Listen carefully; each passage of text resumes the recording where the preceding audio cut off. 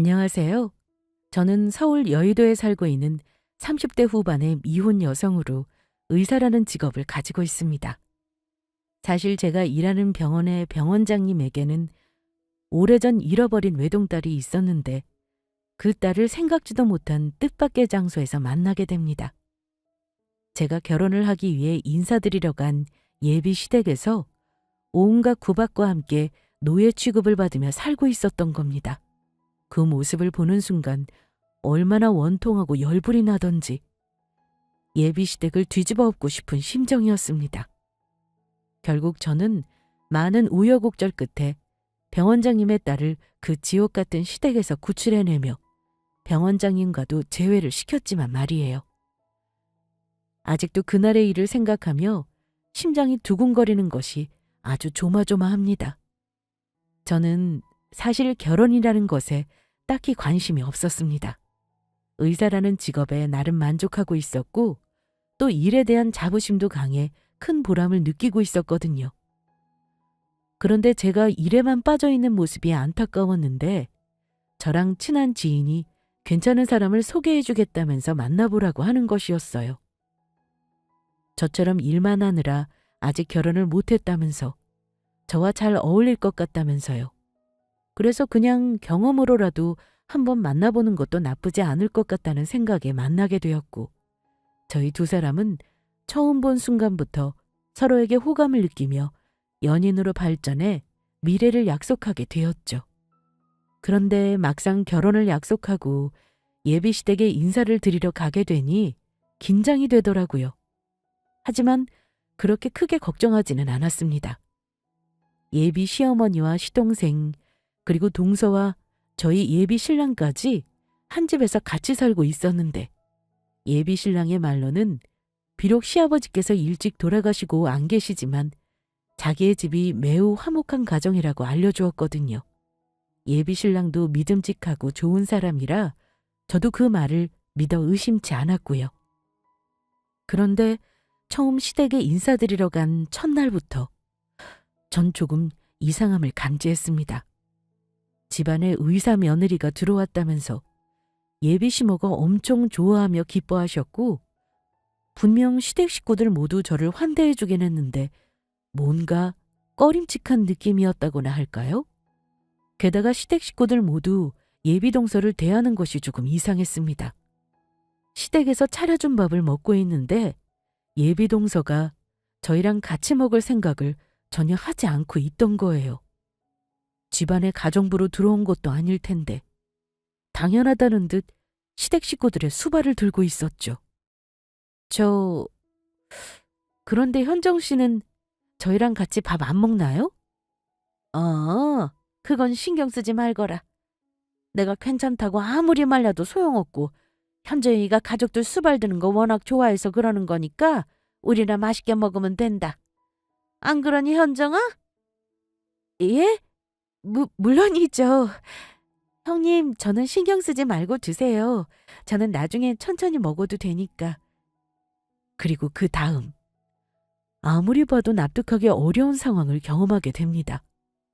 시어머니가 음식을 먹다 떨어뜨려 옷에 얼룩이 묻었는데 그걸 시어머니가 물티슈조차 직접 닦는 것이 아니라 예비 동서가 나서 재빨리 닦아주는 것이었어요. 그런 동서의 행동을 저희 예비 신랑이며 시동생까지 당연하다는 듯 아무렇지 않게 지켜보고 있었고요. 하지만 저에게 의문인 것은 그뿐만이 아니었어요. 바로 예비 동서에 관한 것이었죠. 아무리 봐도 동서의 얼굴이 매우 낯이 익었던 겁니다. 그래서 예비 동서를 어디서 봤는지 곰곰이 생각해도 떠오르지 않아 모두 밥을 먹은 후 식탁을 정리하는 예비 동서를 옆에서 도와주며 살며시 물었죠. 그런데 현정 씨, 우리 어디서 본 적 있지 않아요? 아무리 봐도 너무 낯이 익은 게 어디서 만났던 적이 있는 것 같아서요. 형님이 저를요? 에이, 형님이 저 같은 사람을 언제 보셨겠어요. 제가 만약 의사라는 지인은 알고 있었다면 벌써 여기저기 자랑하고 다녔을걸요? 아마도 다른 사람이랑 착각하신 거겠죠. 저는 오늘 형님 처음 봤는걸요? 정말 낯이 많이 익은 얼굴이긴 했지만 그때는 예비동서의 말에 그냥 넘어갔었습니다. 저를 본 적이 없다는 사람을 물고 늘어질 수도 없었으니까요. 게다가 예비신랑에게 대충은 들어 알고 있었지만 같이 설거지를 하며 예비동서의 기구한 사연도 알게 되었거든요. 예비동서는 사실 부모님이 없는 고아였습니다. 기억은 잘 안 나지만 동서가 7살 어린 시절 작은엄마 집에 놀러 간 적이 있는데 같이 시장 구경을 갔다가 엄마랑 닮은 사람의 뒷모습에 작은엄마의 손을 놓고 따라갔었다고 해요. 그래서 그 엄마 닮은 사람을 따라 버스까지 타게 되었고 정신을 차리고 보니 혼자 버스에 남아 있었다고 합니다. 그렇게 동서는 가족들을 잃어버리고 고아가 된 것이죠. 옆에서 듣기만 해도 참으로 안타까운 사연이 아닐 수 없었습니다. 괜히 그 이야기를 듣는데 예비동서에게 잘해줘야겠다는 생각이 들 정도였으니까요. 그런데 전 예비시댁에 2번째로 방문하게 되는 날 엄청난 걸 목격하게 됩니다. 제가 예비시댁을 방문했던 첫 번째 날, 저희 예비신랑이며 시댁 식구들이 예비동서를 대했던 것은 약과에 불과했던 겁니다. 사람들 모두 예비동서를 인간 대접도 제대로 해주지 않으면서 노예처럼 부려먹고 있었으니까요. 동서 혼자 저까지 5명이나 되는 사람이 먹을 상을 준비하다 보니 식사가 조금 늦어졌는데 그래서 제가 동서를 옆에서 도와주게 되었거든요.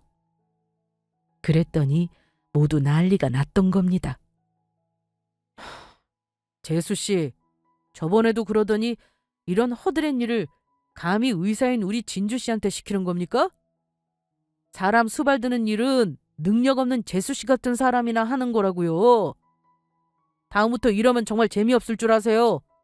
저번처럼 집에서 쫓겨나고 싶은 건 아니겠죠? 제대로 좀 하세요. 야, 형수님 앞에서 나 창피하게 정말 이럴 거야? 고아인 주제에 내가 결혼해줬으면 이런 일이라도 잘해야 될 거 아니야. 넌 왜 이렇게 멍청한 거야? 이럴 줄 알았으면 나도 형처럼 의사나 변호사 같은 똑똑하고 능력 있는 여자 만나서 결혼했어야 했는데 그때는 뭐가 눈에 씌었던 거지. 저런 아무것도 할 줄 모르는 멍청한 것을 뭐가 좋다고 쫓아다녔던 건지.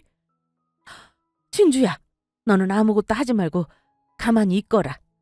이런 일은 현정이 저런 애나 하는 거다. 고아라 못 배우고 자라서인지 너랑 자기랑 같은 동급이라고 여겼나 보다.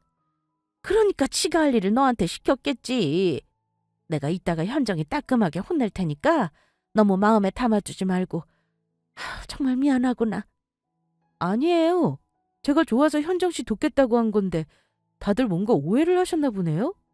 그리고 저는 부모님께 일은 모두 신성하다고 배웠는데 허드렛 일이 어디 있고 아닌 일이 어디 있겠어요. 저는 살림자라는 현정 씨가 정말 대단해 보이던데요. 현정 씨, 괜히 제가 잘못해서 곤란하게 한 것 같아 정말 미안해요. 아니에요, 형님. 저는 괜찮아요. 마음 쓰지 마세요. 그리고 제가 형님보다 손해랄 사람인데 존대하지 말고 편하게 말씀해 주시고요. 그냥 편하게 동서라고 불러주시고요. 그때 딱 저는 결론이 나오더라고요. 예비 동서를 대하는 예비 신랑이며 시댁 식구의 행동에 이 결혼은 관둬야겠다는 생각이요. 이런 쓰레기 같은 집안과 더는 엮이고 싶지 않아 당장이라도 시댁을 뛰쳐나오고 싶은 심정이었어요. 하지만 전 그럴 수가 없었습니다. 예비 동서를 이런 거지 같은 집구석에서 구해내야겠다는 생각이 들었거든요. 남의 일에 무슨 상관이냐는 사람도 있겠지만 저는 그렇지가 않았습니다. 사실 저에게는 여동생이 하나가 있었거든요. 저를 많이 따르며 좋아하던 착하고 예쁜 동생이었습니다. 그런데 그런 여동생이 몇 년 전 암으로 제 곁을 떠난 겁니다.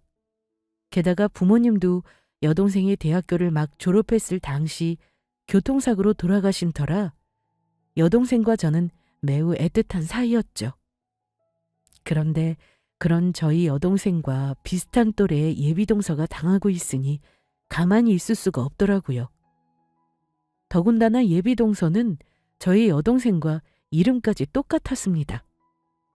그러니 시댁 식구에게 동서가 당할 때마다 제 동생이 당하는 것처럼 마음이 아팠던 겁니다. 동서와 같은 여자로서 시댁이 도저히 용서가 안 되었고요. 하지만 예비 동서를 예비 시댁에서 구해내기 전까지는 티를 내지 않고 예비 신랑과 관계를 유지하는 척 연기를 하기로 했습니다. 그래야 예비 동서의 상황을 좀 더 잘 지켜볼 수 있고 제대로 된 대책을 세울 수 있을 테니까요. 저는 동서를 그 집에서 빼올 계획을 세우며 방법을 생각하게 됩니다. 그래서 일단 동서에게 일자리를 먼저 구해주기로 했어요. 아무래도 사람에게 가장 중요한 것은 먹고 사는 문제였기에 가장 필요한 일이라고 생각했거든요. 그래서 만약 동서가 일을 하게 된다면 제가 곁에서 잘 돌봐줄 수 있도록 저희 병원에서 일하게 하고 싶었습니다. 아무래도 오랫동안 시댁 식구들에게 정신적 학대를 당해왔으니 시동생과 이혼해서 집을 나오게 되면 한동안은 정신과 치료도 필요하다고 생각했고, 그렇다면 일할 때도 곁에서 잘 돌보며 지켜줄 보호자가 필요하다는 판단이었으니까요.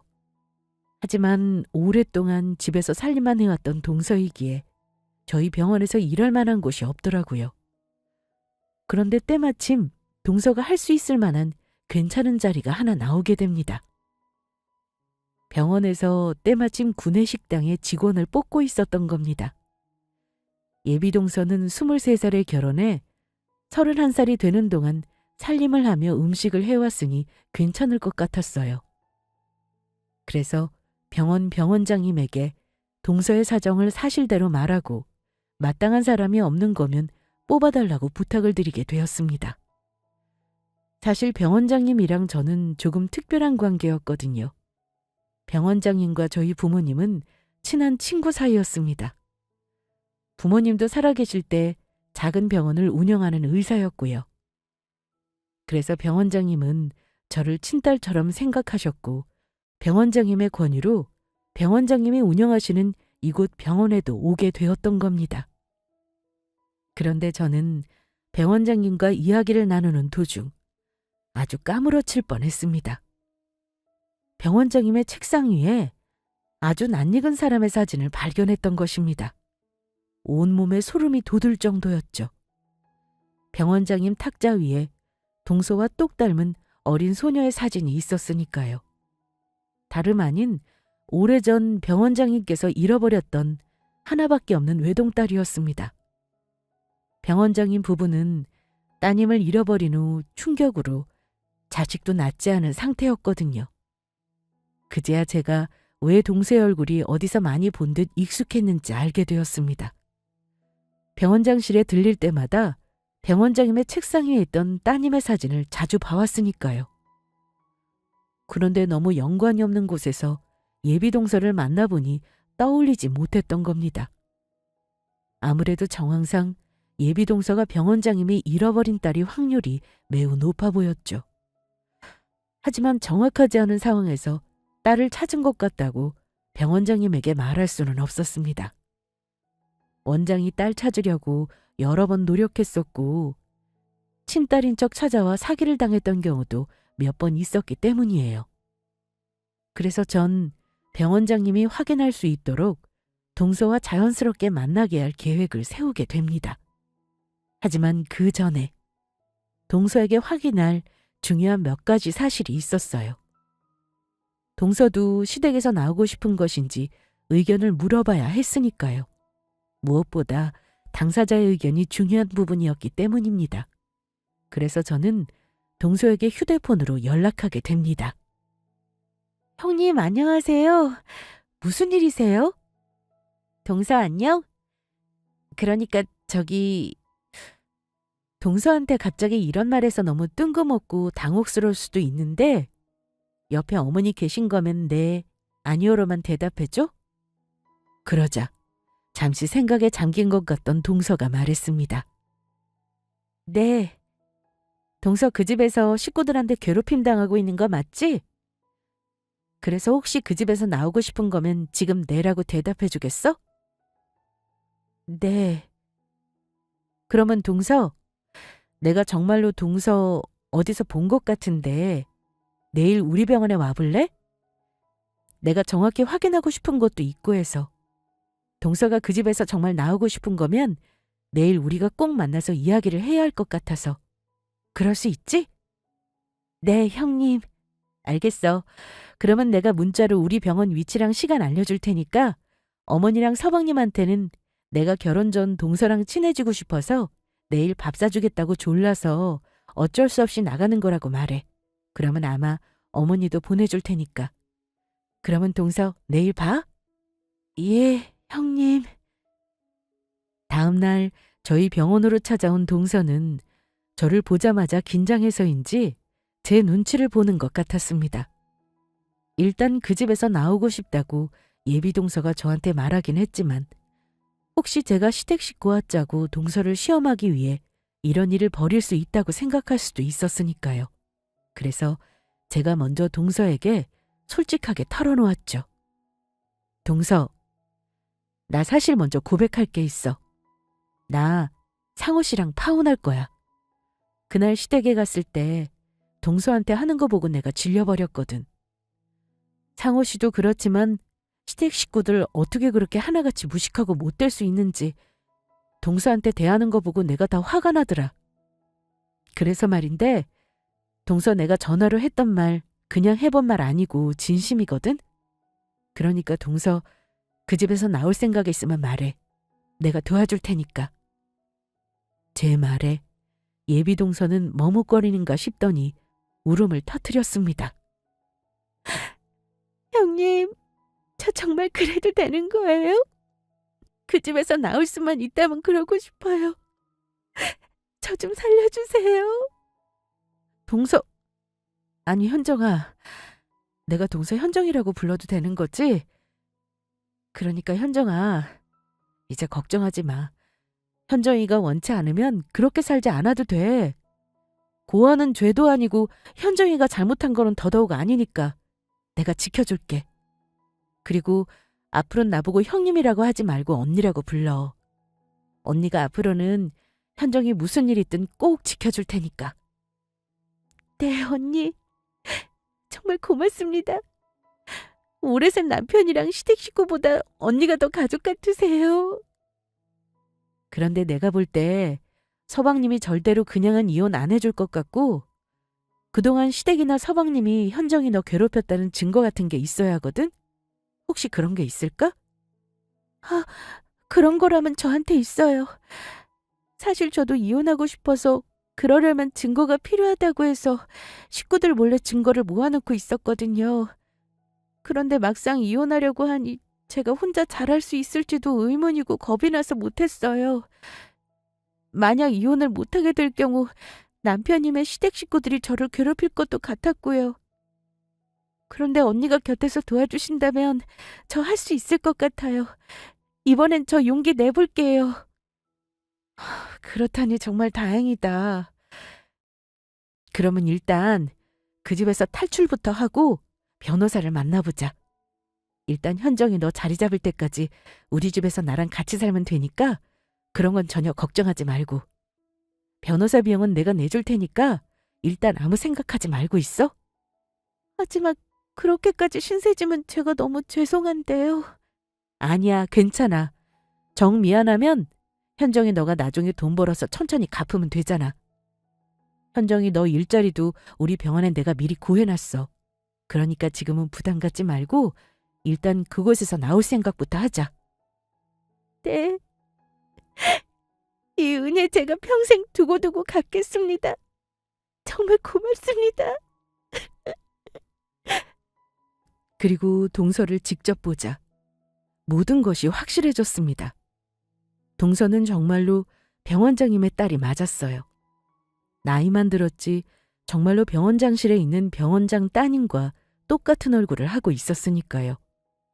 그래서 긴가민가한 상황에서 그 사실을 확인하기 위해 동서가 취업하게 될 병원도 보여주며 확인도 할 겸 저희 병원으로 부른 것이었죠. 그리고 저는 조심스레 동서에게 한 가지를 더 물었어요. 그런데 현정아, 너는 부모님 안 보고 싶어? 부모님이요? 어, 부모님 모습은 전혀 기억 안 난다고 하지만 저번에 들으니 그래도 어느 정도 부모님에 대한 기억도 남아있는 것 같고 그러면 많이 보고 싶을 거 아니야.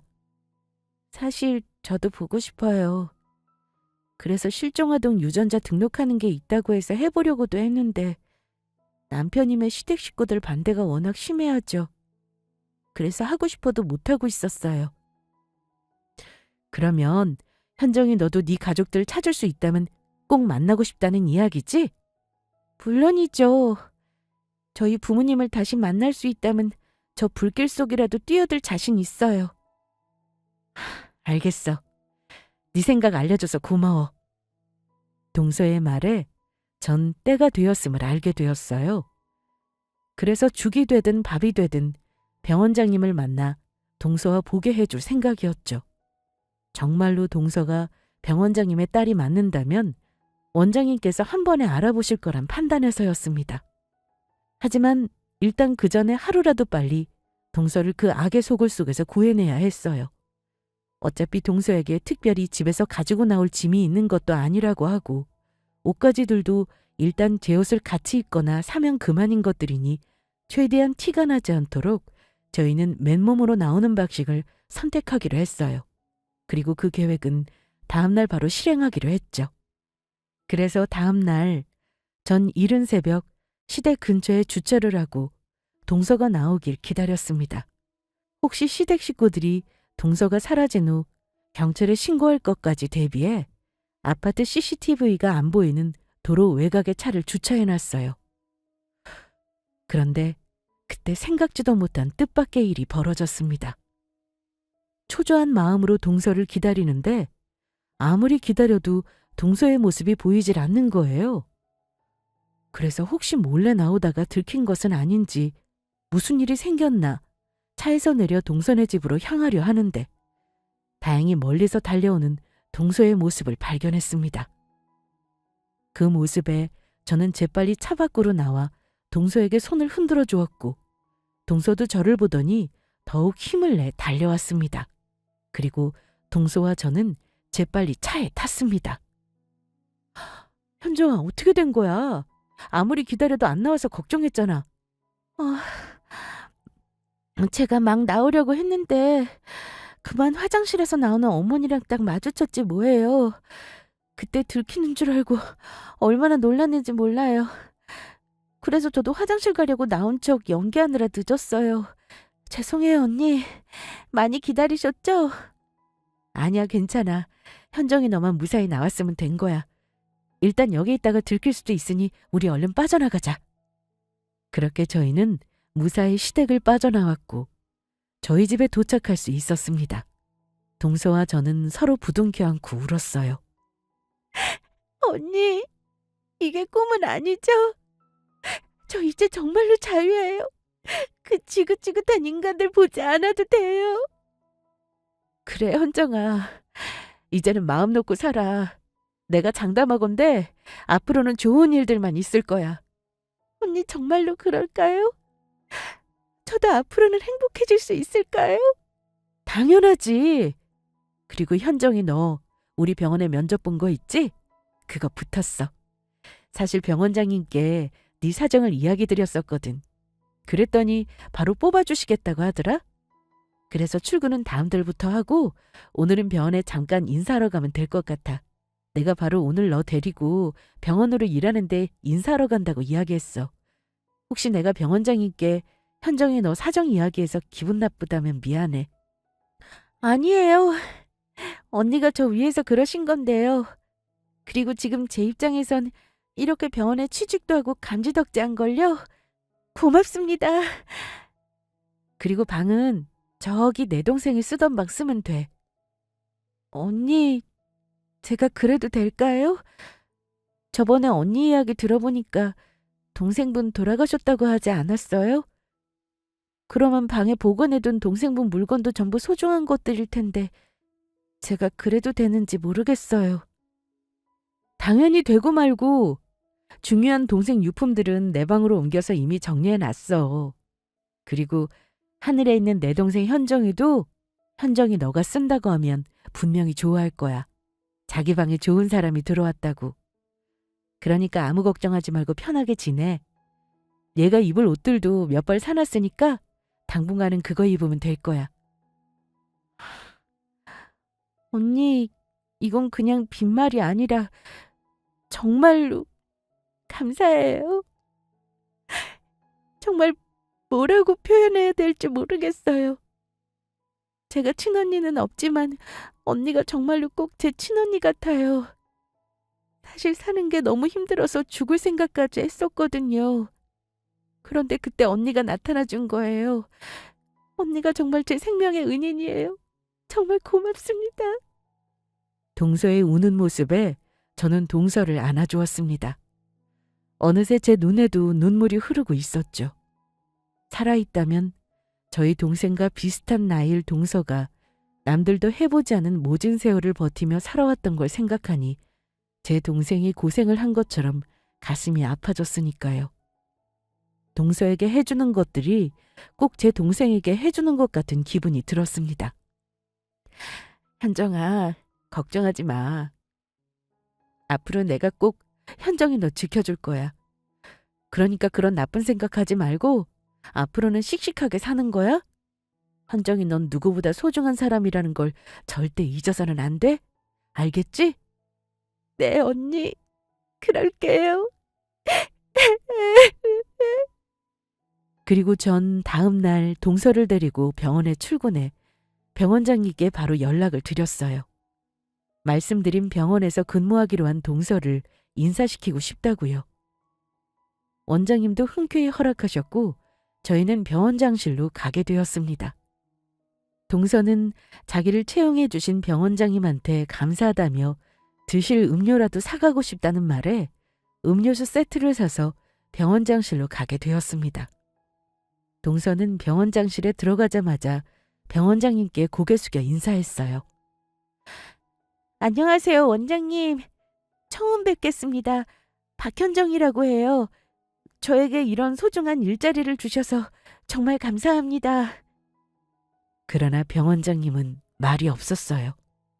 그저 동서의 얼굴을 뚫어지게 쳐다볼 뿐이었죠. 그래서 저는 바로 직감할 수 있었습니다. 동서가 정말로 병원장님의 딸이 맞다는 걸요. 병원장님은 떨리는 목소리로 동서에게 물었어요. 혹시 실례가 안 된다면 현정 씨도 부모님 잃어버리고 어린 시절 보육원 생활을 했다고 들었는데 그 전에 부모님이랑 살던 기억이 전혀 없는 겁니까? 다름이 아니라 현정 씨가 제가 아는 사람이랑 많이 닮아서요. 기억나는 게 조금이라도 있다면 혹시 괜찮으면 이야기해 줄 수 있을까요?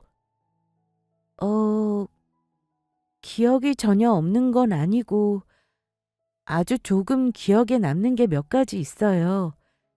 제가 어릴 때 아빠가 저에게 귀여운 노란색 오리 인형을 선물해 주신 적이 있는데 제가 그 오리 인형을 꾀꾀기라고 불렀거든요. 그런데 아빠가 그 인형을 보더니 저랑 닮았다고 저보고 꾀꾀기라 부르며 놀리셨어요. 저희 아빠는 제가 귀여워서 장난으로 그런 건데 아빠가 저를 못생겨서 놀리는 줄 알고 속상해서 울었던 기억이 나요. 그리고 제가 단독주택에 살았던 것 같은데 집에 큰 벚꽃나무가 한 그루 있었거든요. 봄만 되면 예쁜 꽃들이 피어서 제가 그 나무를 굉장히 좋아했어요.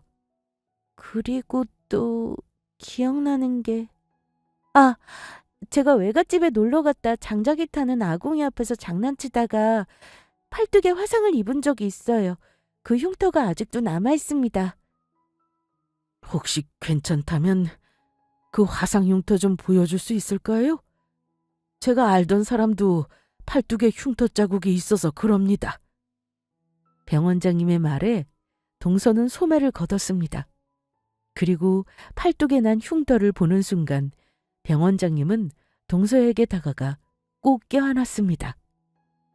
내 딸 다빈아, 어디 갔다가 이제야 나타난 거야? 너를 잃어버리고 아빠랑 엄마랑 널 얼마나 찾았는지 알아? 내가 바로 네 아빠다. 예? 그게 무슨 말씀이세요? 원장님이 저희 아빠라니요? 다빈아, 모르겠어? 우리 꾀깨기 다빈이 아빠가 너무 늦게 우리 딸 찾아서 미안하다. 그러면 원장님이 정말로 저희 아빠이신 거예요? 정말로 내 아빠 맞아? 그리고 내 이름이 다빈이고? 그래, 다빈아. 그리고 내가 네 아빠다. 그날 장모님 집에서 우리 딸 팔뚝에 화상 입고 아파서 고생하는 거 보고 아빠가 얼마나 가슴이 아팠는데. 그리고 우리 집 마당에 큰 벚꽃나무가 있었다. 우리 다빈이가 언제 찾아올지 몰라 아직도 그 집에서 살고 있었어. 아빠, 왜 이제야 나타난 거야?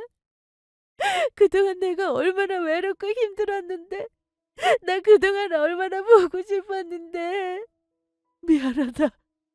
미안해, 다빈아. 아빠.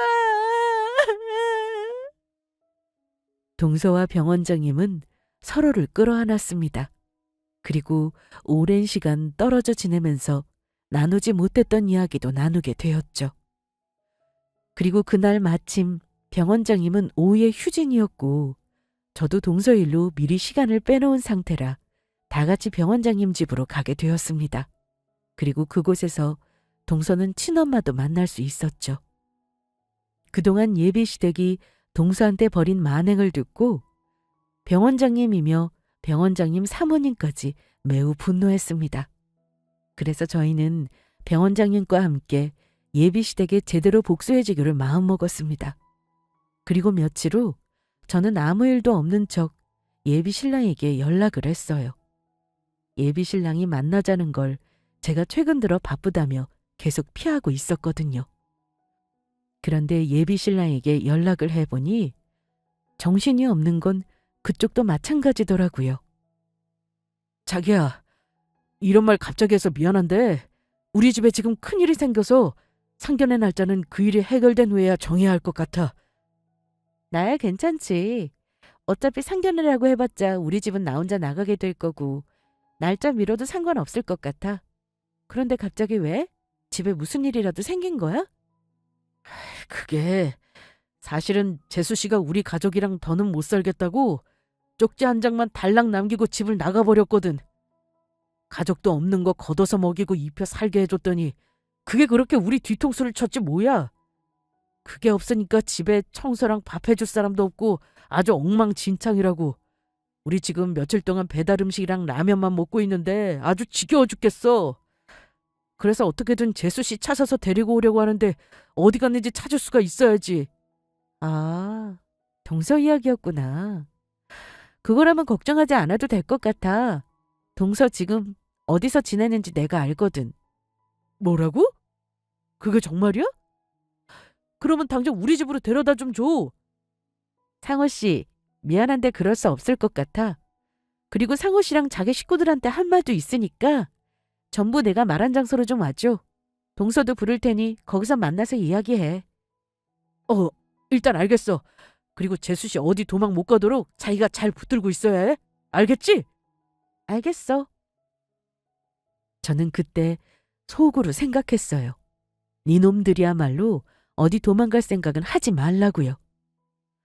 그리고 원장님 부부와 동서한테 그 사실을 이야기했고 저희는 이제 드디어 모든 일을 결판지을 때가 왔다는 사실을 알게 되었죠. 그런데 제가 부른 장소에 도착한 시댁 식구들은 제가 약속을 잡은 뜻밖의 장소에 많이 당황한 듯 보였습니다. 게다가 제가 만나자고 한 장소에 동서는 없고 저와 병원장님만 있었으니까요. 제가 만나자고 했던 장소가 병원장실이었거든요. 그런데 왜 우리 가족을 자기 병원장실에서 보자고 한 거야? 재수 씨는 어디 있고? 맞아요, 형수님. 빨리 저희 집사람 좀 집으로 돌려보내주세요. 집사람 없으니까 집안 꼴도 엉망이고 저 며칠째 빨지도 않은 옷 입고 출근하고 있단 말이에요. 그래, 고개 잘해주니까 아주 요즘 기세가 등등하더니 이제는 시엠이 무서운 것도 모르고 집을 나갔지 뭐냐. 아주 겁대가리를 상실했다고. 그래서 이번에 집에 다시 돌아오면 제대로 혼쭐을 내주려고 한다. 다시는 집 나간다는 생각 못하도록. 그러니까 진주 네가 현정이 좀 잘 설득해서 좀 보내주거라. 그 전에 여러분께 알려드릴 소식이 있어요. 저희 병원장님이 오래전에 잃어버린 따님이 있었거든요. 그런데 얼마 전에 기적처럼 찾았지 뭐예요. 그래서 그 기쁜 소식을 여러분들과 나누고 싶어서 이렇게 부르게 되었어요. 에? 너희 병원장님이 딸을 찾는 건 좋은 일이다만 그게 도대체 우리랑 무슨 상관이 있다고 부른 건지 모르겠구나. 나는 현정이 그거만 데리고 집에 가면 그뿐이다. 그러니까 어서 현정이나 데려와. 형수님, 여기 병원장님이 따님을 찾았든 말든 저희랑 아무 상관없다고요. 그러니까 어서 집사람 좀 데리고 와주세요. 그 사람 지금 어디 있어요? 장소만 알려주시면 제가 당장 데리고 갈 테니까 어디 있는지만 알려주세요. 상관이 없기는 왜 없어요. 여러분도 모두 잘 알고 있는 사람이 바로 병원장님 따님이신데. 우리가 아는 사람이라니? 내 주변에 그럴 사람은 절대 없을 텐데. 맞아. 자기가 뭔가 오해하고 우리까지 부른 것 같네. 맞는지 아닌지는 세 사람이 직접 보고 확인하면 되고요.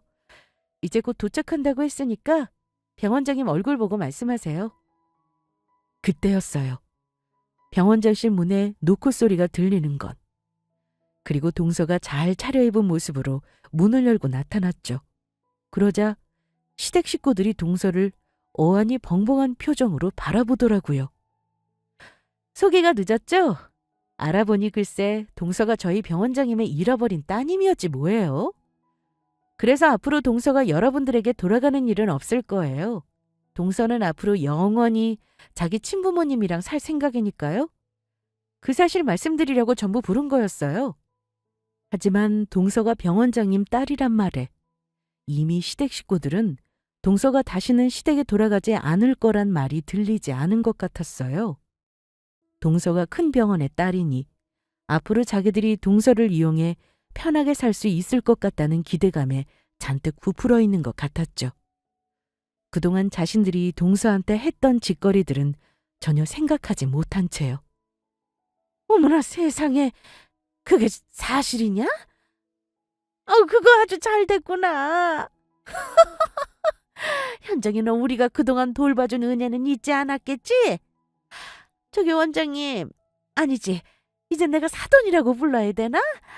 저기 사돈, 제가 그동안 따님을 금이야 오기야 얼마나 소중히 생각하며 대했는지 아십니까? 저희 친딸 이상으로 잘해줬다고요. 그러니까 그런 제 공로를 잊으시면 안 됩니다. 엄마, 나도. 사돈어른, 저도 재수씨 정말 저희 친가족이라 생각하고 대했거든요. 이번에도 갑자기 집 나가서 제가 얼마나 걱정했는지 몰라요. 재수씨 걱정에 제가 밥도 제대로 못 먹었다니까요. 이게 웬 떡이야? 고아 마누라 얻어서 그동안 짜증났는데 그런데 마누라가 이런 큰 병원 병원장 딸이었다니. 앞으로는 마누라 덕 보면서 호강하고 살게 생겼네. 당신 앞으로는 우리 가족들에게 더 잘해. 그동안 우리가 잘 보살펴준 덕분에 당신이 이렇게 친부모도 찾을 수 있게 된 거라고. 이 하늘 같은 서방님 말 무슨 뜻인지 알겠어? 시댁 식구들의 말을 묵묵히 듣고 있던 동서는 성큼성큼 시동생 앞으로 걸어갔습니다. 그리고 있는 힘껏 시동생에게 싸다구를 날려버렸죠. 이 그지 같은 게 어디서 그런 말 같지도 않은 헛소리를 짓거리고 있어. 니들이 지금까지 나한테 무슨 짓 했는지 벌써 잊었어? 그동안 같이 살면서 나 노예처럼 부려먹으면서 못살게 괴롭혔었지? 니들은 사람을 식모 취급하면서 부려먹는 게 호강시켜주는 거냐? 니들이 나한테 했던 일들 절대 용서 안 할 거야. 내가 고통받은 만큼 똑같이 되갚아줄 거라고. 여보, 도대체 그게 무슨 소리야? 우리 식구가 언제 당신을 노예처럼 부려먹고 괴롭혔다고. 장인어른이 들으시면 진짜인 줄 오해하시겠다. 장인어른, 저희 집사람이 하는 말은 전부 농담이니 신경 쓰지 마십시오. 그냥 다 같이 웃자고 한 이야기예요. 그렇습니다, 사돈. 사실 이렇게 말이 나와서 하는 이야기인데 현정이가 조금 머리가 덜 떨어져서 우리가 곁에서 돌봐주느라 엄청나게 고생했거든요. 그래서 어쩌면 그런 우리에 대해 거짓말로 사돈께 나쁘게 이야기했을 수도 있는데 현저희가 뭐라고 했든 그건 전부 사실 아니니까 신경 쓰지 마세요. 제 말 뜻 알아들으셨죠? 저는 너무 화가 나 한마디 쏘아붙이려고 했습니다. 동서가 직접 이야기해 시댁 식구들이 그동안 얼마나 못살게 굴고 괴롭혔는지 이미 모든 상황이 들통났는데도 반성은 못할 망정 이번엔 동서의 친부모님인 병원장님의 재산까지 노리고 동서를 모함하며 또다시 거짓말을 하려고 했으니까요. 정말 인간이길 포기한 것들 같았죠. 그런데 제가 먼저 말을 꺼내기도 전에 모든 이야기를 가만히 듣고 있던 병원장님께서 앞에 있던 커피잔을 들어 커피를 시댁 식구 얼굴에 뿌려버렸습니다. 이것들이 지금 뭐라고 헛소리를 짓거리는 거야? 아무리 주둥이로 나불거려도 말이 사람 같아야지 들어주지. 얼마나 멍청하고 생각이 없으면 내가 그런 니들의 말 같지도 않은 소리에 속아 넘어갈 거라고 생각을 해? 니들이 아무리 그렇게 말한다고 해도 그동안 우리 딸 식모처럼 부려먹었던 거 내가 모를 줄 알아? 이미 최 선생이 당신들 집에 갔을 때 우리 딸을 어떻게 대했는지 전부 말해줬어. 어떻게 사람한테 그런 짓을 저지를 수가 있어? 게다가 우리 다빈이가 당신들이 우리 딸 괴롭혔던 증거 모아둔 거 보여줘서 내가 전부 확인했다고. 저 내 딸이랑 결혼해서 인생 망치게 만든 쭉정이 같은 놈이랑 당장 이혼시키고 니들도 내 딸 괴롭힌 죄값 제대로 받게 할 테니까 마음 단단히 먹고 준비하는 게 좋을 거야. 내 모든 걸 걸고서라도 니들 제대로 나락으로 보내줄 생각이니까. 이럴 수는 없습니다. 사돈, 제가 앞으로는 우리 현정이한테 잘하겠습니다. 현정이가 병원장 딸인 줄 알았으면 진작 잘해줬을 텐데. 그러니까 사돈, 저희에게 한 번만 기회를 주십시오. 저희가 잘못했어요. 장인어른, 제발 한 번만 기회를 주십시오. 제가 앞으로는 저희 집사람 여왕마마처럼 떠받들면서 살게요. 저 집사람 아직 많이 사랑합니다. 집사람 없으면 못 산다고요. 진주씨, 자기도 뭐라고 한마디 좀 해봐. 이제 곧 우리 결혼하면 한 가족이 될 텐데 자기라도 우리 편 들어줘야지. 어서 사돈어른 좀 잘 설득해보라고. 이게 어디 우리만 잘 되자고 그래? 우리가 잘 돼야 자기도 잘 되는 거라고. 그래야 우리 결혼할 때 재수씨 친정에 콩고물이라도 하나 얻어먹지. 그 한마디에 저는 제대로 뚜껑이 열리고 말았죠. 마지막까지 본인들 잘못에 대해 반성은 안 하고 끝끝내 동서를 이용할 생각뿐이었으니까요. 그래서 전 병원장실에 있던 쿠션 하나를 들었습니다. 그리고 예비 신랑을 후려 팼죠. 이 미친 자식아! 그러고도 니놈이 인간이냐? 이렇게 만천에 니들 잘못이 밝혀졌는데도 정신 못 차리고 동서를 계속해 이용해 먹을 생각을 해? 이 쓰레기 같은 놈! 죽어라! 죽어! 그리고 오늘에서야 하는 말이지만 너랑 나 사이도 오늘로써 끝이다.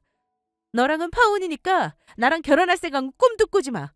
너 같은 똥차에 폐기물 시댁 나는 절대 필요 없으니까. 자기 아파. 우리가 파혼이라니. 절대 그럴 수 없어. 자기야, 너 버리지 마. 진주야, 이 마당에 너까지 파혼을 하겠다니. 무슨 소리냐. 병원장 딸 며느리에 의사 며느리까지 하루아침에 전부 잃게 생겼네. 진주야, 너라도 다시 생각해다오. 이럴 순 없다. 이럴 순 없어. 내가 미쳤냐? 이미 현정이한테 하는 거 봐서 니들이 어떤 인간들인 줄 알았는데 내가 그런 집안에 시집을 가겠냐? 가서 무슨 일을 당할 줄 알고. 그리고 들어보니 니들이 현정이 실종자 가족 찾는 유전자 등록도 못하게 막고 있었다며? 원장님은 이미 유전자 등록해서 니들이 막지만 않았어도 진작 원장님이랑 현정이 만날 수도 있었는데 니들 때문에 못 만났어. 니들 현정이가 가족 찾으면 도망갈까봐 등록 못하게 막았던 거지? 이 쓰레기 같은 것들. 개차 아닌 니들끼리 어디 한번 잘 살아봐라. 진짜로 멍청하고 이 덜 떨어진 것들아. 당장 우리 앞에서 꺼져. 예비 신랑이며 시댁 식구들이 병원장실 안에서 나가지 않으려 난동을 부렸지만 그것도 오래가지 못했어요. 병원장님이 호출해서 병원 보안 요원들에게 붙잡혀 쫓겨났으니까요. 그런데도 끝까지 발악하기 바쁘더라고요. 시어머니는 신발까지 벗겨져 몸이 질질 끌려가는 와중에도 통곡을 하며 저희를 향해 두 손을 모아 빌었으니까요. 게다가 시동생은 숨도 제대로 못 쉬고 울더라고요. 아주 초상집이 따로 없었죠. 니들 이거 놓지 못해? 내가 여기 병원장 사위야. 지금은 장인어른이 화가 많이 나셔서 그런 거지만 나중에 화 풀리면 니들 전부 자르라고 할 테니까 그렇게 하려고. 안 돼. 이게 어떻게 온 기회인데 절대로 포기 못해. 진주야, 현정아, 제발 마음 좀 돌려다오. 다시 한 번만 생각해줘. 진주씨, 내가 잘못했어. 제발 나 버리지 마. 진주씨. 그 후 동서는 시동생에게 이혼 소송을 걸었고 시댁 식구 모두 예비 동서에게 위자료까지 물어줘야 했습니다. 다행이라면 예비 시동생과 동서 사이에 아이가 없다는 것이었어요. 글쎄 예비 시동생이 그 나쁜 놈이 아이를 낳으면 동서를 닮은 멍청한 아이가 나올 수 있다면서 아이를 갖지 말자고 했다고 하더라고요. 진짜 멍청한 건 바로 시댁 식구와 시동생 그놈이었는데 말이에요. 게다가 예비 시동생은 얼마 지나지 않아 회사에서 잘리게 되었습니다. 예비 시동생은 신문기자였는데 제가 시동생이 다니는 신문사에 예비 시동생이 어떤 인간인지 그동안 동서를 괴롭힌 증거들과 함께 제보를 해버렸거든요. 게다가 원장님 친구분의 친구가 그곳 신문사 편집국장으로 있어 일을 덮으려야 덮을 수가 없었던 겁니다. 결국 다른 경쟁 신문사에 소문이 퍼져 일이 더 커지기 전에 신문사에서는 시동생을 자르게 된 것입니다. 예비 시동생은 신문사에서 잘린 후 바로 업계에 소문이 나 지방 신문사조차 써주는 곳도 없었다고 하네요. 하루아침에 백수가 되어버린 것이었죠. 그리고 예비 신랑 회사도 쫄딱 망했다고 합니다. 원래 회사가 좀 어려웠었는데 저를 이용해 잘 나가는 의사 부인과 결혼한다며 여기저기 제 이름을 팔아 몰래 빚까지 졌었나 봐요. 그런데 저와 파혼까지 한 마당에 돈을 빌려 시작한 새로운 프로젝트 사업까지 망하며 돌이킬 수 없는 상황이 되어버린 겁니다. 결국 살던 집까지 팔아 알거지 신세가 되었다고 해요. 그래서 현재 반지하 단칸방에서 세 식구가 생활을 하고 있다고 합니다. 그리고 동서는 잃어버렸던 진짜 가족들과 행복하게 잘 지내고 있습니다. 그리고 그동안의 상처를 치유하기 위해 정신과 치료도 받고 있고요. 저와도 자주 만나며 친자매처럼 지내고 있습니다. 제가 자기 친언니 같다며 얼마나 잘 따르며 애교도 많은지 모르겠어요. 병원장님이며 병원장님 사모님이며 저에게 딸을 찾을 수 있게 해줬다며 많이 고마워하셨고요. 그러면서 앞으로는 병원장님 내외 두 분께서 저를 진짜로 친자식처럼 여기며 잘 돌봐주시겠다고 하시더라고요. 이미 새로 여동생을 하나 얻은 것만으로도 감사한데 좋은 부모님까지 생긴 거나 다름없었죠.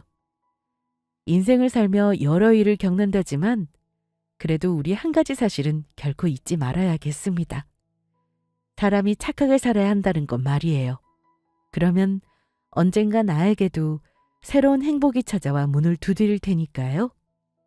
앞으로도 행복을 찾아 좋은 사람으로 살아보겠습니다. 모두 끝까지 들어주셔서 감사합니다.